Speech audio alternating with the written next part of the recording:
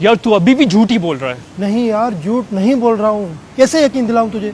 अगर तू सच बोल रहा है तो रुक, मैं अभी आता हूँ।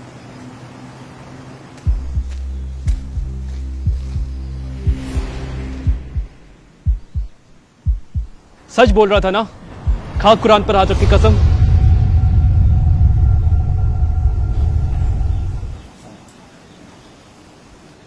अबू वो कुरान पाक कहाँ है?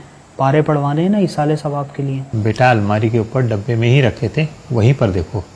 चल मैं चल के देखता हूँ। आ जाए। बेटा देखो यहीं रखे होंगे, दादी के 40वें के बाद से यहीं रखे हैं।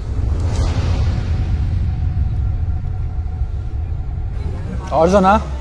अबे क्या सुनाऊं, हटा। क्या हुआ तेरे ऑफिस के टारगेट का? क्या हुआ?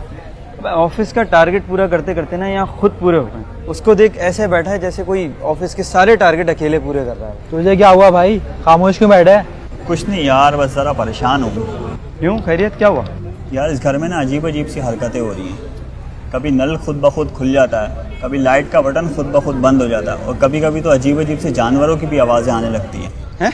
बस यार तू टेंशन नहीं ले, एक काम कर, घर पे कुरान पाक खरीद के रख ले, इंशाल्लाह ठीक हो जाएगा सब। हाँ, मेरे एक रिश्तेदार के घर पर भी यही सब हो रहा था। उसने यही किया और सब सेट हो गया था।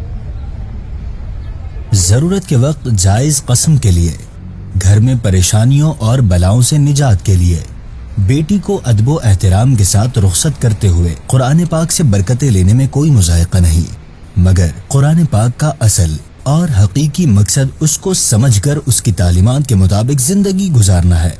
इसलिए कुरान पाक से बरकतें लेने के साथ अपनी जिंदगी के शब रोज उसके रोशन तालीमात के मुताबिक गुजारें।